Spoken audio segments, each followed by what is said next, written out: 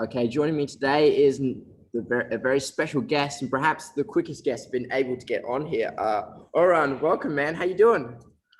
Good, man. Good. How are you?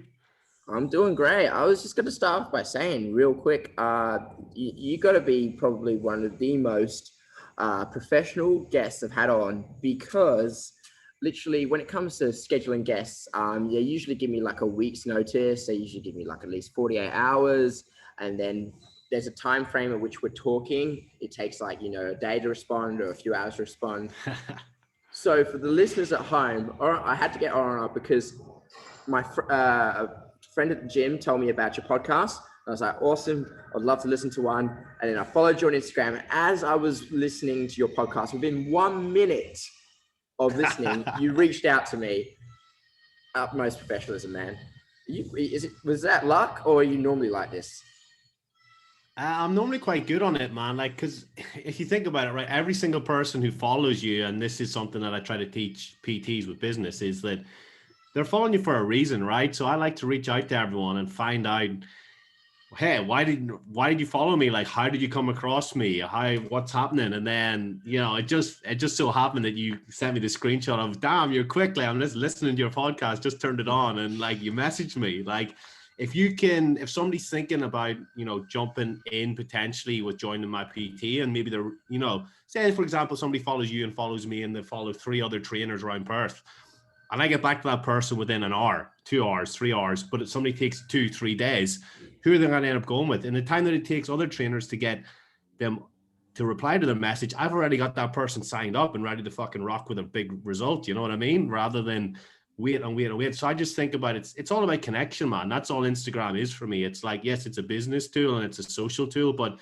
if I can build a connection with somebody and jump on a podcast, or I can sign up a client, or find something really cool about somebody, then that's what Instagram is. It's just a tool for connection. So the quicker we can connect, the better. Ah, fair enough. That's actually a really good point. I mean, for me personally, I've always been one of those people that's tried to stay away from Instagram, mainly because of the point that, what is it? Being on it constantly on your phone all day, you want to be interacting with people. And then, there's so many fakers these days. And usually people tell me that some of the happiest people are the ones that don't even have social Yeah. media. So without, trying to get too much into it. I mean, I do have a few questions about it, but like, what's a really good way in which you can structure your social media time for someone from a business standpoint? So, mate, this is something I got into lately. Like one of my friends in Scotland, he runs a huge business. He's got like 5 staff members. He runs boot camps. He does PT mentoring like I do as well. And he put up his screen time, and for about a week, it was like 12, 15 minutes a day on Instagram. I was like, dude, what the fuck? So I looked at my numbers, and I was doing 5.5 hours on screen time. Now that's also when I'm driving, a podcast might be open and I just haven't locked the screen, or I might have WhatsApp open while I'm doing other work on the computer. So I don't look at the screen time, but Instagram alone was 2 hours and 40 minutes. Sometimes it was 3 hours. And I was like, what the fuck do I do? I don't even sign up that many people or talk to that many people. So I'm obviously just watching people's stories and just wasting time. That's 3 hours of my whole day. That could be time with my daughter. It could be time with my wife. It could be time working on the business. It could be time, spent having fun, walking on the beach or whatever. But instead I was spending on Instagram. So I decided to cut it down. I'm not going to go to his extreme of 12 minutes, but I put an hour timer on. So I've got a limit on there. So after 1 hour, it kicks up and says, you've reached your 1 hour. Do you want to turn off the timer? Do you want to shut the app, or do you want to have 1 more minute? So that's a reminder. If I hit that by 12 o'clock, I'm like, oh, fuck, like I've really got to limit my time. And it means that I'm not, even if I go over on that, I'm still only doing the key tasks. So now when I log into Instagram, I'll see probably my favorite 10 people or whoever I watch the most will come up as the first people on there, because that's how Instagram's algorithm works. Like whoever stories you watch the most and do the most consistently will show up first when you log in. So the people who I like seeing, I will obviously see first. I'll scroll the odd times, get caught a little bit in scrolling, but normally I'll log in just to see who's messaged me. So I log in and I see you sent me a message with the podcast link, or you sent me a message, you follow me. That's who I'm like, who's followed me, where they follow me from, how can I create a connection, who can I talk to? That's what I do. All my client stuff goes on WhatsApp, so it's separate.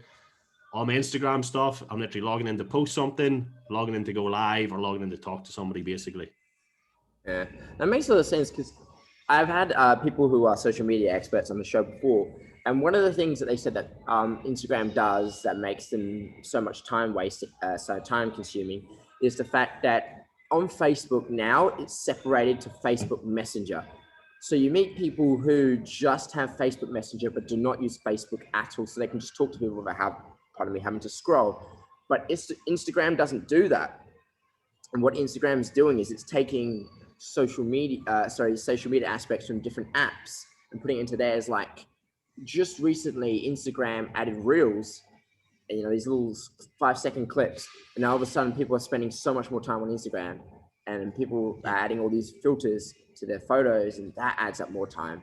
So that's really where the time consuming sort of comes in. For me personally, I just like to try and keep it to a post a day, or at least try and something on a story, and then by then it should be done. But unless I'm actually reaching out to, well, the best thing to put it is one thing per day. Okay, so one post or one story, or message one client, or sorry, not one client, I message one lead, or just one, and then over time, it builds up.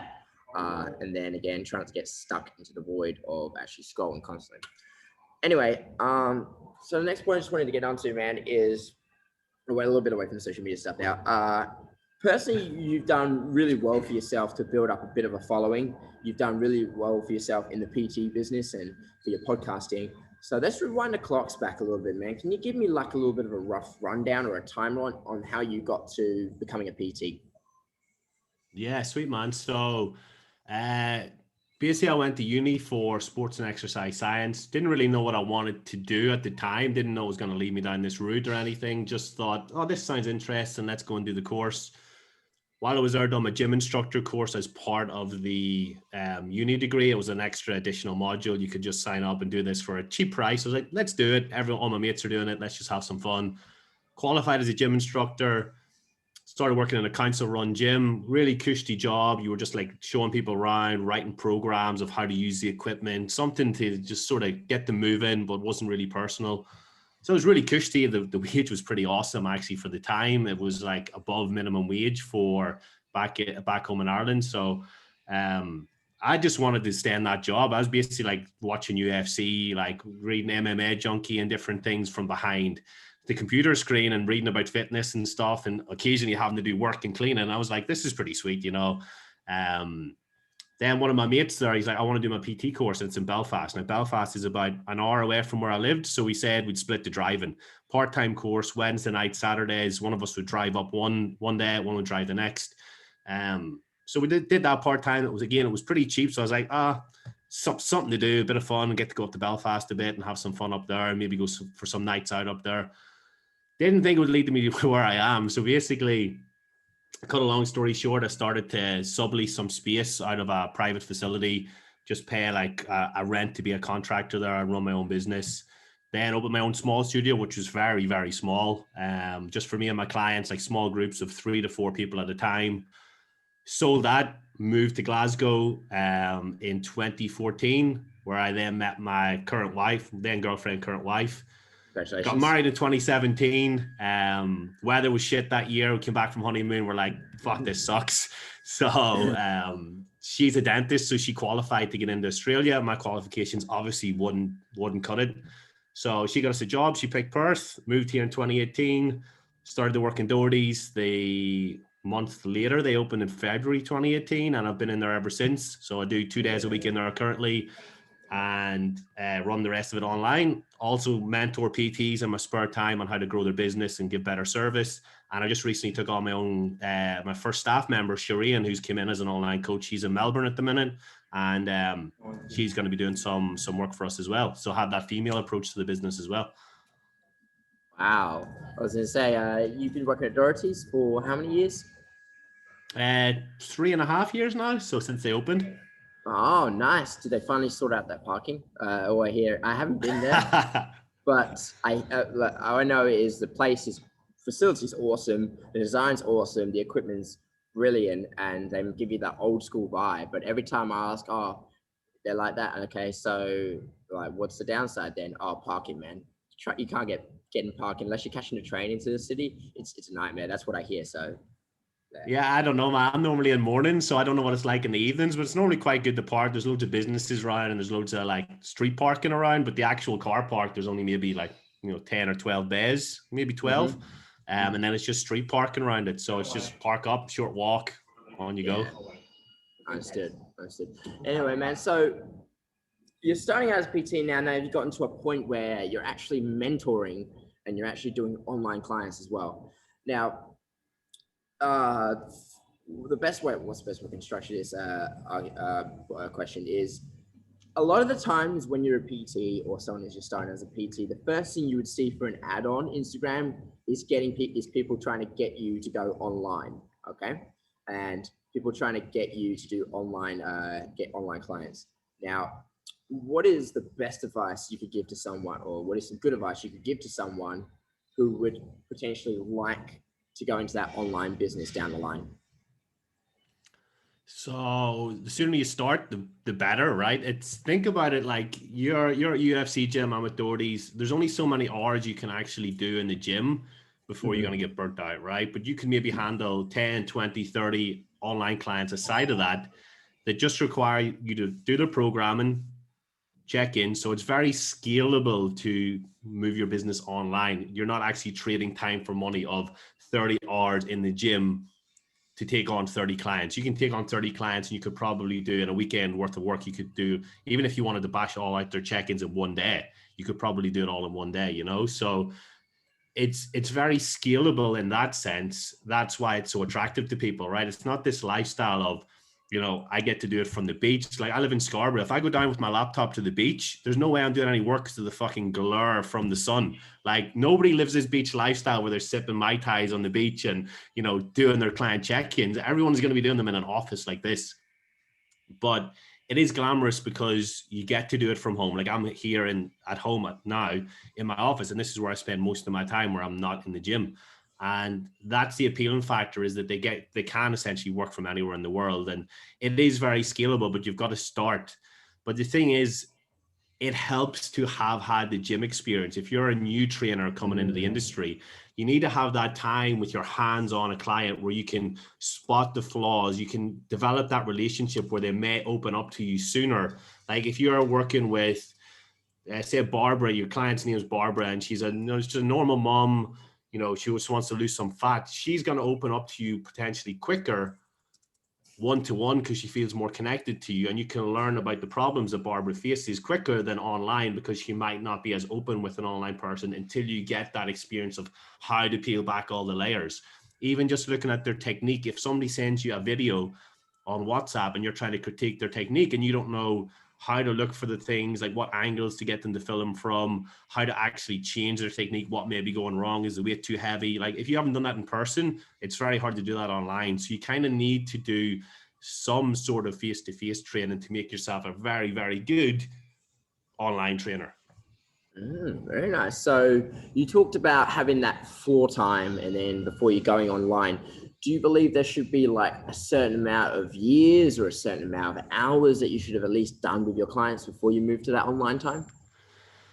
I guess it really depends, because obviously everyone coming into the fitness industry is going to be a little bit different in terms of their personality and their skill level. Some people might pick up the gym stuff, get really busy really quickly, but be actually a shit coach.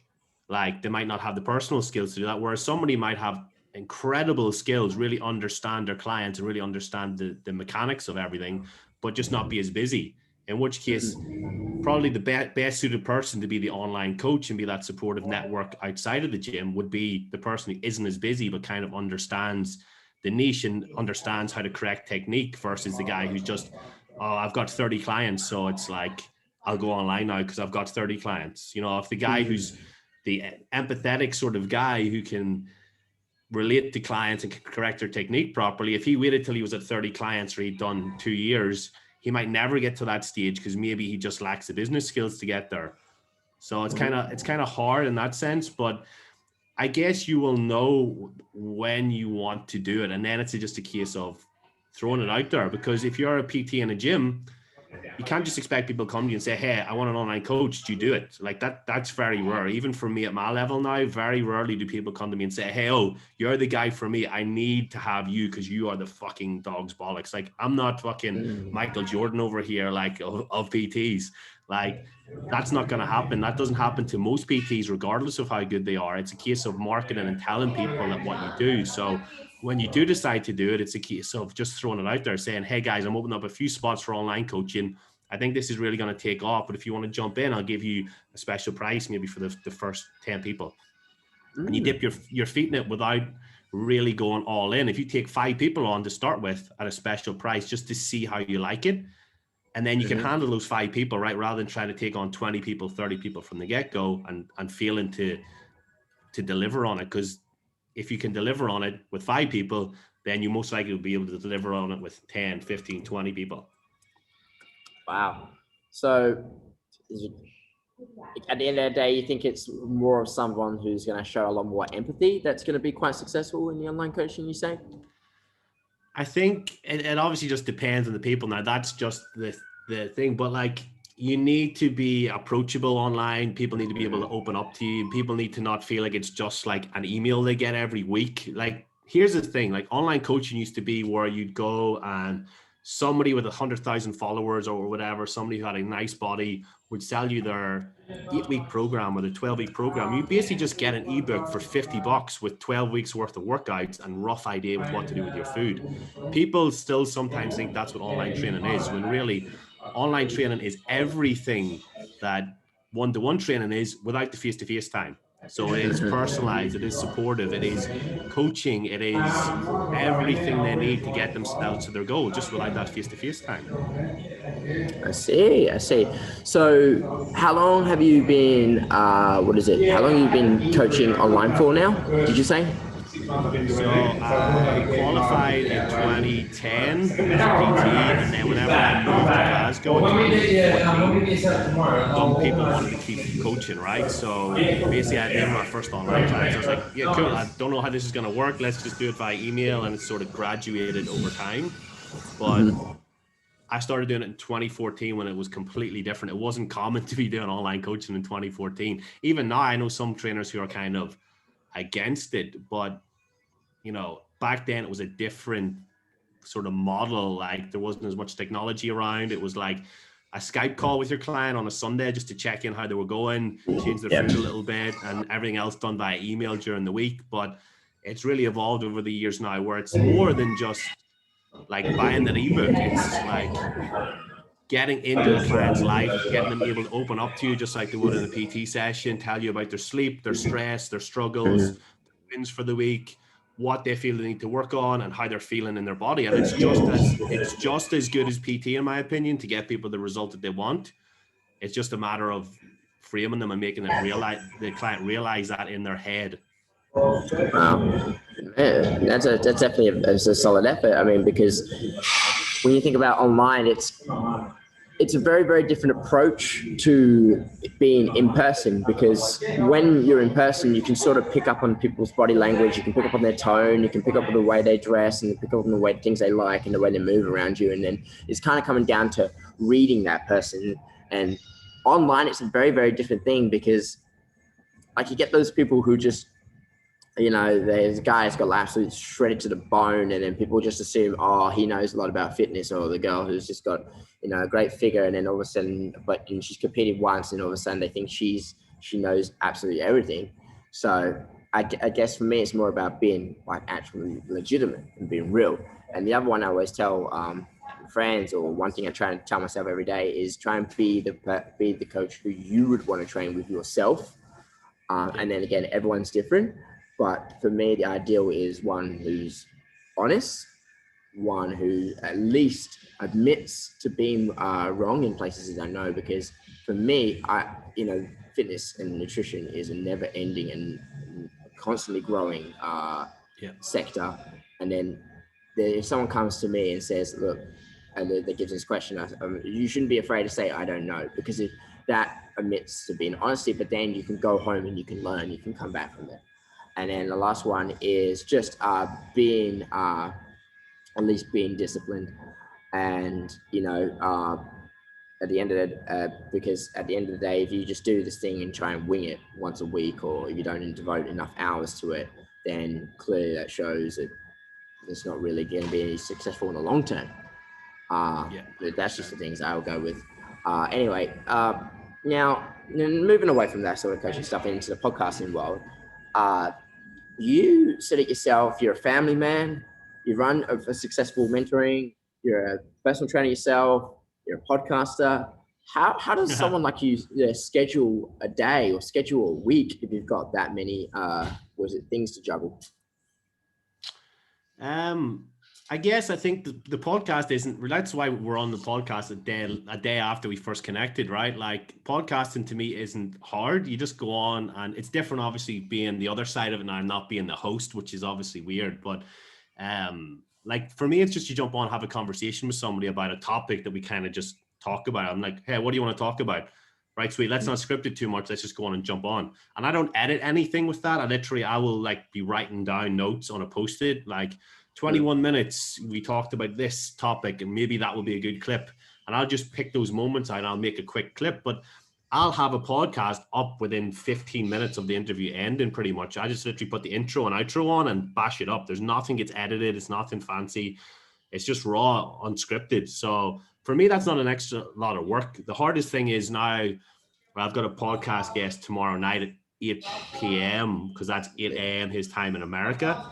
And I'm like, oh shit, like when you've got to work around schedules, like a lot of my friends in the UK who are awesome coaches, or even over East sometimes when they're 2-3 hours ahead, it's like you just got to schedule around different time zones is the hard thing. But it's the actual podcasting isn't hard. And then over time, you just end up having these awesome interviews, which then lead to more and more traction, you know, and you just get better as a host. Like I remember I had Hattie Boydell on the podcast, and she's like a superstar, right? Like everyone loves Hattie, whether it's girls, boys. And she followed me and was like, she'd recognized my name because I'd reached out there before about a podcast, and she seen my name somewhere and she followed me back, and I was like, hey, you down for a podcast again? And she jumped on. I didn't know what to expect. And we had like the best. She said after that was one of my favorite ever podcasts. You're so good at like hosting. I was like, shit, really? Because the few days before that, I was listening to other interviews she was on to get a feel for her personality a bit. And I was like, well, I'll never be like guys like Kerwin Ray, who are like awesome podcasters, do it all in a professional studio. I was like, I'll never be able to match that because his questions and how you went deep with her was just next level. And we just had fun, and we just had all. She's going to come back on the podcast for season 2 now. And like, we're just getting some traction now with people where we can get quality names on. Like I've been talking to Bass, the Australian strength coach, Sebastian Orab, about coming on. And he's like, yeah, sweet, bro, when suits. And we're going to nail that in. And, you know, we got guys who have big followings in the States. And like when those guys come, we had Troy Thornton on. And when he came on, like I got all these bikini girls follow me. And I was like, hey, where did you follow? Where did you find me? They're like, oh, Troy. You know, you just like, it just builds over time, and it's something that's just a bit of fun. So like this year, what I've done, we done 52 episodes in season 1, which averaged out at 1 episode a week. Now that was a big push because I done a diet last year, and at the end of that, we sort of end of the diet, I kind of just wasn't really arsed doing them. I went like maybe 8 weeks without doing one. So I has all this momentum, and then the last like 3 or 4 weeks, I had to like cram in 8 episodes. So I got in the habit of doing 2 to 3 a week, right? So now I do 2 a week. This week I actually missed Monday, but I'll still probably get 2 out this week before the end of the week. The one I'm recording tomorrow night plus 1 solo. So it just became this thing where I'll just make time for it. I'll schedule like 10 minutes for a solo one myself, or I'll do it, you know, with a guest, and it's just easy done, you know? Wow. For 8 episodes in 1 week, like, fuck, man. That's crazy. The most I've ever done is literally this week, which is my episode I always do with my partner, my mate, usually on a Monday. I did one yesterday, got a squeeze due in today, and then I got another one after this. And I was actually, well, then again, because I wanted to break a record, but like, I mean, it's a bit of a stress just to get 4 in this week, or, you know, usually a couple. But hey, how the hell did you manage to get 8 in 1 week? What the hell were you doing?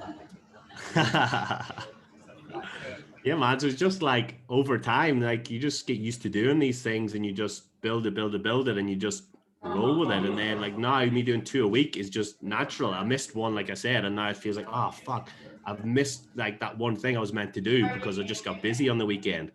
And I know what I'm going to do the podcast on. I just need to find 10 minutes to do it. And it's just finding those little intervals to fit it in and planning your day around it. But like, I think to go back to your original question, like you've just got to have a set plan with how you do things. So like I've got my non-negotiables for like today I was doing mentoring for 2 hours. I had to get a haircut. There are things I need to be present for, right?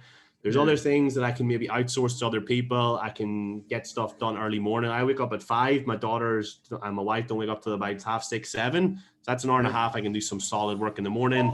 Help them at daycare, do another bit of work, do some mentoring on Zoom, do some mentoring face-to-face with PTs and stuff. And then now after this, I'll still spend 2 hours with my daughter and that in the evening because I plan my day out and I know what's important. It's like client programs, stuff you need to do face-to-face, anything that drives a business forward that somebody else can't do, I will do as the priority. And then does it need done today? Like if a client has just sent me through their program today, does it need done today or can it wait till tomorrow? Or do they have an expectation that it might be Friday? Like if I set that tone from the start, then I'm not rushing to get that client's plan done because I'm telling them it'll be 48 hours from when you send it back to me that you will get it. So it's not immediate need done. So that means I can still plan time with family, can still plan a podcast. Like last minute, we threw this in like, listen, can we actually nail this in? And we're going back and forth today on the time of when we could fit it in. And we luckily got it in, but this isn't going to affect any of my other client work because of how I've laid out the rest of the day. So how I see it is, do you have like you obviously get through a lot in a day, but like you sound like someone who prioritizes one thing and then, okay, that's number one priority. I got to get done today. And then when I can make time for it, I will squeeze in the other things. So yep, I think 100%. That just really I feel like that comes down to, it's not about having time or making time. It's about what you prioritize as most important to you. And then it's like a client's program. It's not as important to you right now as in you would say as like, going to see your daughter or hanging out with your family. And then if you compare that to, all right, now, okay, so that's out of the way. All right, what's next? Okay, I got to do an episode of a podcast. That's more important to me than whatever it is, or getting a haircut at a time. So usually that's really how I like to say it. And for me, that's important because when someone comes to me and says, what is it? Oh yeah, I don't have the time or to make the time. I just say, well, I just try and sometimes be honest. Just say, well, what's important to you? So if it's important, you wouldn't have to make the time for it. And then again, that comes down to the idea of just saying no to things, because being brutally honest with yourself, you're saying no because it's not like a priority for you. Yeah. That's the best way I can put it. That's the best way I can sort of put it on your terms. Do you get me? Yeah, and sometimes, mate, like clients will appreciate you not rushing things. Like I didn't get a client's program done the other day, and I was like, bro, I've looked at all your forms. I'm starting this, but I don't want to rush it. Like, are you okay to wait another day rather than me try to rush it to get it to you today? And he's like, yeah, cool, man, 100%. I appreciate that. And then another time, a few weeks ago, I normally do these group calls with my clients on Zoom, and it just got to the stage before our second baby came about 4 weeks ago, that it was 2 weeks before the due date. And I was just like, you know what? My wife needs me to spend some chill time, just make sure she's got everything she needs when the first baby's in bed. And I just messaged them. I was like, guys, you know what? I'm just going to can these huddles until foreseeable future, like so I can just focus on spending the evening with my wife and make sure she's sorted. And one of my clients messaged me, she was like, you know what? I appreciate you so much more for actually doing that than if you had just jumped on this call tonight. Yeah. So that was me worrying, like, what will the client think? And they were like, they know. And they know I'm a family man. Anyone who comes in, and this all comes down to how you portray things and what boundaries you set with clients, right? People know from my social media, they'll see all my family on it all the time. They know I'm a family man. They know that that's important to me. So for me to give all to my clients, I need to give all to my family at the same time. Otherwise, I'm not going to serve either of them. So if I set the expectation that, yes, you can message me at any time, but on a Sunday, for example, you won't get a reply until I literally get time, or you can message me anytime, but if I'm busy doing something or something needs done, it's going to be family that comes first, because like they know that boundary. They know when they can message me. They know they're always going to get a reply within 24 hours to any message they have, but they know that if it's between 4:30 and 6:30, I'm likely doing dinner and bath time with my daughters, right? They know that I do the daycare runs on certain times, and they know when to not get me and when they can get me. And if you don't set that boundary with clients, then you're kind of just being a slave to random things occurring rather than you taking accountability and ownership of your own time and your own schedule. So again, setting boundaries and then sticking to them, and then that way, and if you actually set your boundaries, people usually respect you more as a result. Yep. Okay, yeah, that's a very good way to put it. Moving on to our next question is your podcast now. How long have you saying you've been doing your podcast for? So we started it during the first COVID lockdown. So it was probably about April. One of my friends from Glasgow had a really successful podcast, and just with everything that was going on with COVID, the worldwide shutdowns like last March, April time, the whole encouragement from the fitness community was, let's jump on live, let's talk to each other's like audiences, let's get some good content out there. So I jumped on a live with one of my best mates. He was actually the best man at my wedding, and it went down so well that I was like, man, everyone loved this. They were all engaging, they were commenting on it, saying how much they loved it. The messages afterwards, like, oh, this was so good. And I was like, you know what, could this be a podcast? And I asked my mate, and he's like, mate, do it. Like, what's the risk? So I literally just clipped together a 15-minute intro, really rush job at Anchor, literally just put some background music on and talked about my story.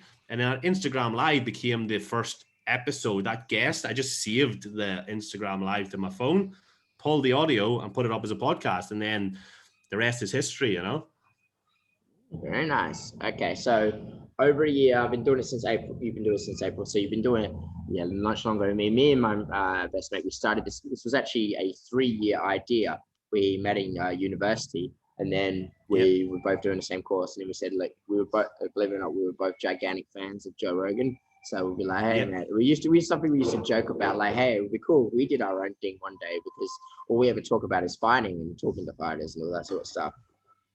And then I think it was COVID that like really solidified it, when my mate said, hey, man, we've been talking about this idea for 3 years. Let's actually do it. And I was like, and then at the time I was just like, I think we were both drunk or something at a party. And I was just like, yeah, sure thing, let's do it. And then he messaged me the next day and he said, hey, man, I just set up a Podbean account. And I was like, what? Oh, we're actually doing this now. So we're doing it.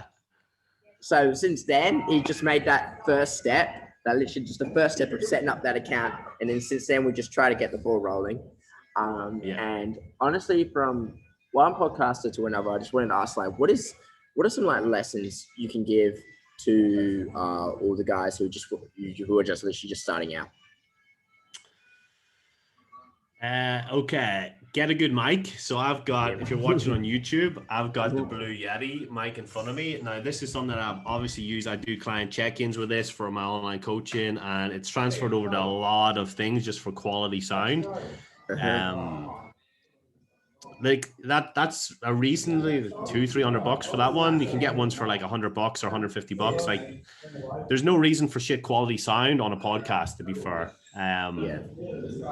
I guess go all in on it and just be yourself. Like, you guys love fighting, right? So you're on talking about fitness stuff, but you're talking about fight most of the time, and you might have guests come on like me for something different, but you're not going to come on and, start talking about fucking swimming or, fucking water polo or something. You're talking about stuff that you love, so you can have genuine conversations.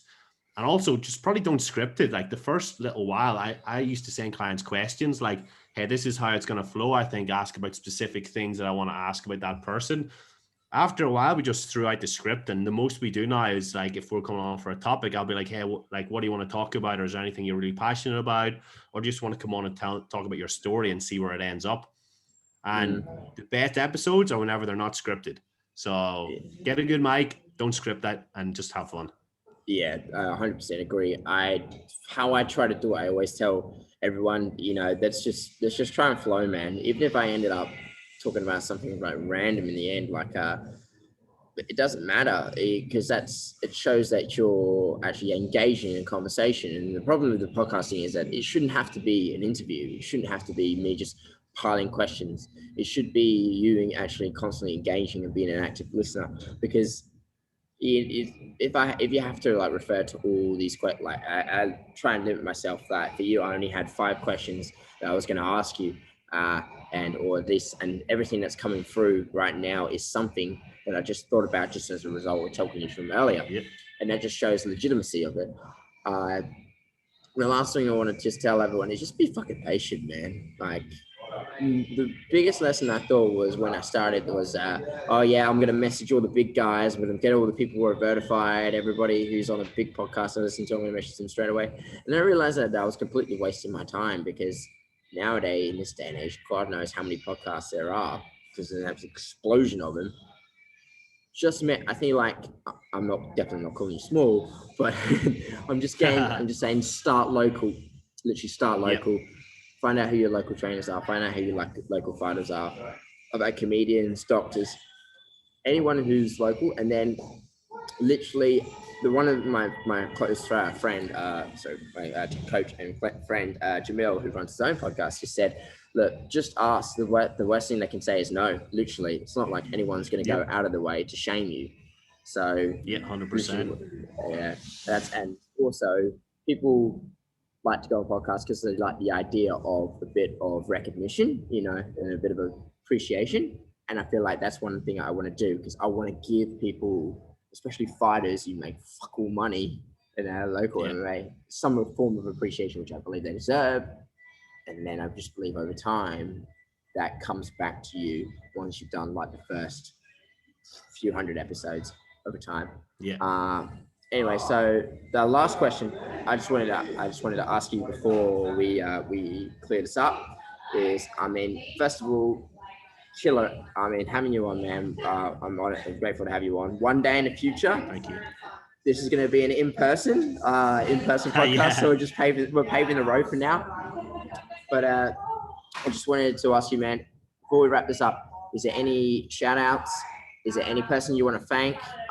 Me personally, because I believe that no one is a self-made man or self-made woman.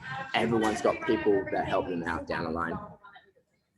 Yeah, man, I guess like I've always had a mentor in this game, and I think it's important to always have somebody, whether it's business coach or physique coach, like to have somebody. But for me to actually thank everyone who's got me or helped me to where I am with my mindset or everything, it would probably take too long. So the only people I really need to thank are the people who are closest to me. So my wife and my two daughters, because they're my motivation for everything I do, whether it's online, whether it's PT in the gym, whether it's social media and building a presence or building a podcast. Like, it's all because it puts bread on the table and it fucking builds us the life that we want to live over here. And that's my why, mate. So that's the only people who I'd like to thank. But everyone who, if anyone is listening to this who has impacted me over the years, they already know who they are, so I don't need to thank them. It's just the nearest and dearest. Awesome. I appreciate that, man. Okay, one more time, guys. Thank you so much, Odhran. All the best for the future, man. And we're going to have you back on one day. Thanks, buddy. All right, man.